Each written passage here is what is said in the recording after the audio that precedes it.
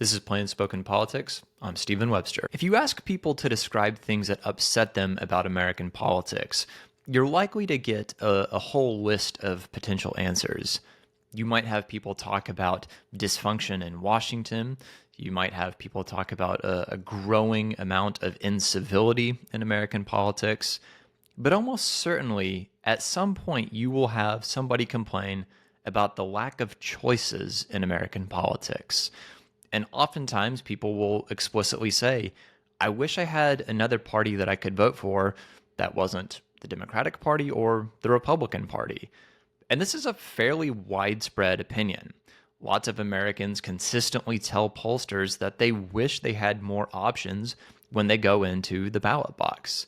And so there's a bit of a disconnect here because while it is certainly true that Americans express a desire for more choices politically, it's also the case that the Democratic and Republican parties are durable, and they have been the dominant forces in American politics for some time. So, why is the case? Why do we only have two viable political parties in the United States when many Americans wish they had more options? Let's discuss it. Let's have a little bit of a history lesson here, because I think it's important to understand that we've always had just two viable political parties in this country. Since our country's founding, we have been characterized as a country that is dominated by two political parties. In the earliest days of the Republic, we had the Federalists, commonly associated with Alexander Hamilton, who were fighting politically with the Democratic Republicans. This was the party of Thomas Jefferson and James Madison.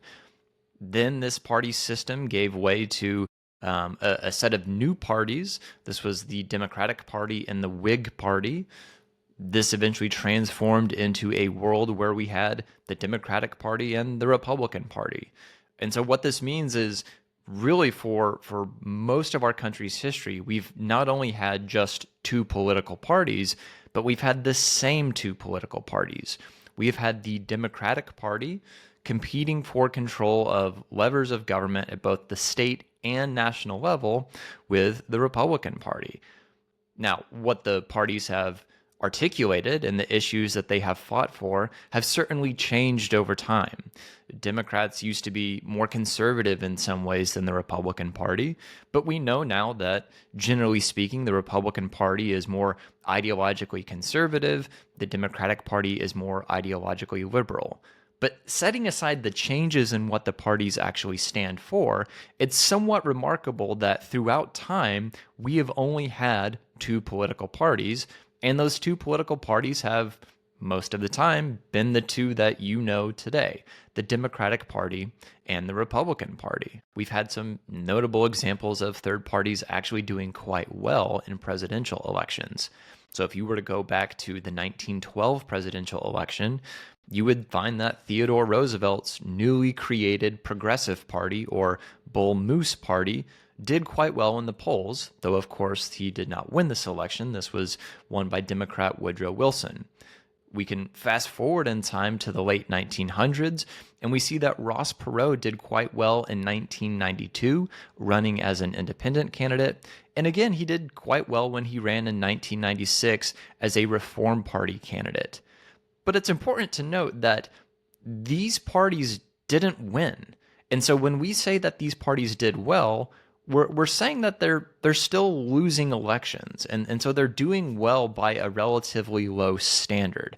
And I think this just further illustrates the point that when we talk about the American party system, despite the fact that we might see a third party emerge from time to time, it is nevertheless true that there are only two realistic options for Americans to choose from if they want their party to win power.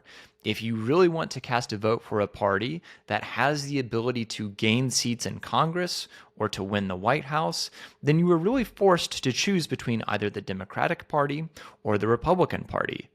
So why is this?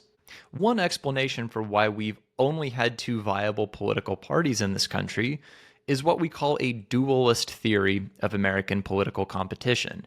And this theory says that we have just two viable political parties because most of the conflict in American society is dual in nature. So, for instance, society could be animated by conflicts between Eastern capitalists and Western farmers in the early days of the Republic. Then we can talk about conflict and tension surrounding the Civil War period. This is, of course, a divide between North and South. And so if we take this view, one reason that we might have just two political parties in this country is because most of the divisions that we see in society come down to a choice between either one option or another option. The parties articulate opposite ends of a spectrum here because most choices in American society, according to this view, are dual in nature. Another, arguably more compelling reason as to why we have just two political parties is that the Democratic and Republican parties are self-preserving by nature. And what I mean by this is that both Democrats and Republicans work to preserve the duopoly that we have here, where just these two parties dominate our political system. So one way to think about this is that we tend to think that third parties emerge when some new issue arouses interest among the public. So we could think about even what happened just 15 years ago with the emergence of the Tea Party movement. Now, this was a movement that was very concerned with government spending and the growth in the national debt. We could imagine a world in which the Tea Party sort of spun off into its own political party outright. This could have been a party that ran its own candidates for Congress under a Tea Party label. But of course, this is not what happened. What we saw happen instead was that the Republican Party incorporated many of the things that the Tea Party was articulating into its own party platform. And so this is an example of how parties act in their own self-interest. Had the Republican Party not actively sought to incorporate the Tea Party and its supporters into its own political movement, this would have been a threat to the institutional forces of the Republican Party. So this is one way in which parties are self-preserving in nature. Anytime a potential third party emerges, we see both the Republican Party and the Democratic Party work to incorporate that social movement into its own fold as a way of self-preservation. Both of these theories help us understand why we have just two viable political parties in this country.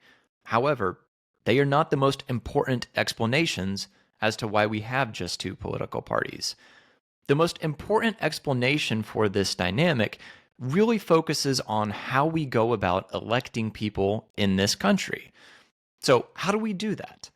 Well, in this country, we operate under a single-member district system with plurality election rules. So, what does that mean? Well, there are two pieces to this. The first is this single-member district piece. And what this means is that each electoral district in this country has just one representative. So if you are living in the 2nd District of New York, you have one representative in Congress. You do not have 3 or 4. The same is true if you are living in California's 4th Congressional District. You just have one representative in Congress. And so what this means is there can only be one winner in any election that we have in this country. And so when you hear somebody say something like single-member districts, that's what they're referring to. It's just a fancy way to say that only one person can win in any district. Now, the second part of this deals with how many votes are needed in order to become that one single winner. So in our country, we operate under a plurality election system. And what this means is that you do not have to get a majority of the votes that are cast in order to be the winner. Instead, you just have to receive the most votes.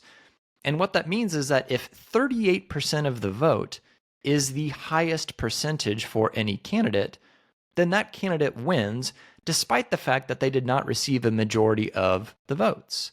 And so when you combine these two things, single-member districts and a plurality election system, you tend to get a party system that only has two viable political parties. This is a logic known as Duverger's law. It is named after a French academic named Maurice Duverger, who actually articulated this view some time ago. Now, the reason this is important is because single-member district electoral systems with a plurality election rule is just one choice that you could make if you were designing an election system from scratch.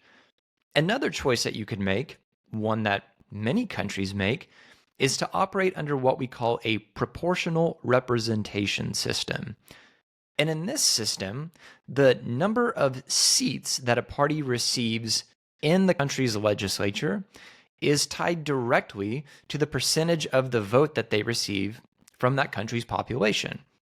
And while there are always some slight deviations, what this means is that, generally speaking, if a party receives 42% of the votes throughout a country, then they will receive 42% of the seats in the country's legislature. Under this sort of system, it is easier for multiple parties to actually emerge and be viable choices for voters. Why is that the case? Because in this system, getting 5% of the vote could get you 5% of the seats in a country's legislature. But in a system like what we have in the United States, we know that getting 5% of the vote anywhere in this country is far from sufficient to gain any sort of representation in Congress or in a state legislature. Because again, we have a winner-take-all system. And there's no way that 5% is going to be enough to be declared the winner anywhere in this country. And so what we're seeing here is that the system that a country uses to elect candidates to federal office, or state office for that matter, is directly related to the number of viable political parties that exist. So what this means is that if you were to look at how elections are run in other countries in the world, you would find that voters in these places have more choices when they go in to cast their vote. So if you were to look at some of our peers in Europe, for instance, Germany, Sweden, Switzerland, Spain, you would find that voters have more than just two options anytime they want to make a vote. And again, this is because they have an electoral system that makes it easier for 3, 4, 5 parties to exist and have a realistic chance of winning seats in their country's legislature. So how does this work in practice? Well, the first thing to note is that there are different flavors or different variants of proportional representation systems. But the most standard form of proportional representation is a party list system. And if you're a political party operating in this sort of system, what you do is produce a list of your candidates. So let's say you are a political party that has 10 candidates that you're running for your 10-seat national legislature. If your party wins 10% of the vote throughout the country, then you get 10% of the seats. Now, what that means for you as a political party, because you have 10 candidates that you're running for office, is that your top listed candidate on your list becomes a member of Congress or a member of Parliament, depending upon your system.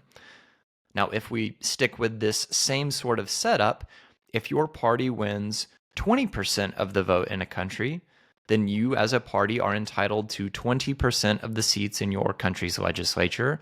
And in this case, your top 2 candidates on your list get to have a seat in that legislature. By the same token, if you win 30 or 40% of the votes in your country, then you get 30 or 40% of the seats in your country's legislature, and your top 3 or your top 4 candidates get to take a seat in that legislature. So you can see here how this makes it easier for multiple parties to gain representation in a legislature. And when it's easier to actually gain seats in a legislature, it's easier for multiple parties to emerge and offer more choices for voters. Because we do not have this sort of system in the United States, we are most likely going to be confronted with a world in which we are faced with choosing between either the Democratic Party or the Republican Party. And so, while it is certainly the case that voters express a desire for more choices, it's likely to continue to be a source of frustration for Americans. Because in order to get more viable political parties, we have to change how we elect candidates in this country. And that's a very difficult thing to change. And so, if you're hoping for more choices, you're likely to be disappointed, and your disappointment should be stemming from how we elect our candidates.